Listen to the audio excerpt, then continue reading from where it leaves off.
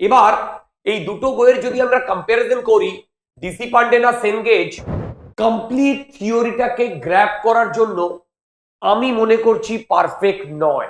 তো আমার কাছে যদি 2 বছর সময় থাকে তাহলে আমি সেনগেজ পাবলিকেশনের বইটা আরামসে করতে পারবো।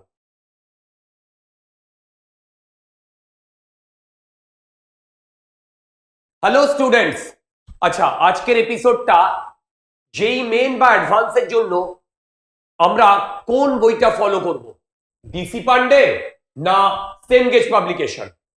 আচ্ছা দেখো, থিওরি আমাদের ডেভেলপ করাটা অত্যন্ত জরুরি। তো যেহেতু থিওরি ডেভেলপমেন্টটা অত্যন্ত জরুরি, সেই জন্য থিওরি বইটাও খুব কম্প্যাক্ট লেখা হওয়া উচিত। এবার এই দুটো বইয়ের যদি আমরা কম্পারিজন করি, ডিসি পান্ডে না সেনগেজ, তাহলে আমরা দেখব যে দুটোই খুব ভালো বই। কিন্তু এখনকার যে এক্সাম প্যাটার্ন হচ্ছে, এখনকার যে কোয়েশ্চেন প্যাটার্ন হচ্ছে, আমি এর কোয়েশ্চেনের প্যাটার্ন বলতে এমসিকিউ তো আগেও ছিল, কিন্তু এখন যেভাবে কোয়েশ্চেন প্যাটার্নটা একটু চেঞ্জ হয়েছে, আমার পার্সোনাল সাজেশন তোমরা সেনগেজের বইটা যেই অ্যাডভান্সের জন্য বা যেই মেনের জন্য থিওরি হিসেবে কনসিডার করো, রাইট? এবার যেই মেন বা অ্যাডভান্সের জন্য ডিসি পান্ডের কি ড্রব্যাক আর আমাদের সেনগেজের কি ড্রব্যাক, শোনো ভালো করে। ডিসি পান্ডেতে থিওরিটা আছে, কিন্তু সেই কম্প্যাক্ট ওয়েতে নেই যেটা আমরা পুরোটা গ্র্যাব করতে পারবো। ইনফ্যাক্ট ডিসি পান্ডের যে প্রবলেমগুলো, সেই লেভেলটাও একটু হাই থেকেই শুরু হয়েছে, এবং ডিসি পান্ডেতে যে প্রবলেমগুলো রয়েছে, সে আরিহান পাবলিকেশনের ডিসি পান্ডেতে যে প্রবলেমগুলো রয়েছে, সেখানেও খুব ভালো ভালো প্রবলেম রয়েছে। কিন্তু ডিসি পান্ডের যেটা ড্রব্যাক, সেটা হচ্ছে এই প্রবলেমগুলো সিকোয়েন্সিয়ালি নেই আমি মনে করছি। মানে ধীরে ধীরে লেভেল থেকে বাড়ানো উচিত, সেইভাবে বাড়ানো হয়নি। যেহেতু সেইভাবে বাড়ানো হয়নি, সেই হেতু ডিসি পান্ডের বইটা কমপ্লিট থিওরিটাকে গ্র্যাব করার জন্য আমি মনে করছি পারফেক্ট নয়, রাইট?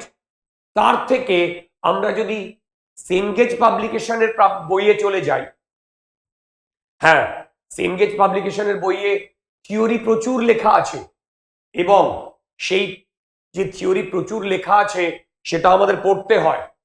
কিন্তু তুমি যদি ওখানে দেখো, ওখানে সিকোয়েন্সিয়ালি থিওরিটা খুব ভালো করে ডেভেলপ করানো আছে। সলভড এক্সাম্পল যেগুলো দেওয়া আছে, সেগুলো যদি আমি প্রতিটা সলভড এক্সাম্পল ফলো করি, তাহলে থিওরিটা আরো বেশি কম্প্যাক্ট হয়। তো আমার কাছে যদি 2 বছর সময় থাকে তাহলে আমি সেনগেজ পাবলিকেশনের বইটা আরামসে করতে পারবো।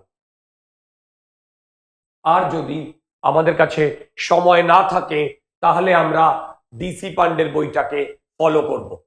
তো দুটো বই ভালো, কিন্তু আমার সাজেশন, যদি তোমার কাছে সময় থাকে তাহলে কনসেপ্ট ডেভেলপ করার জন্য সেনগেজ পাবলিকেশনের বইটা থরলি ফলো করো।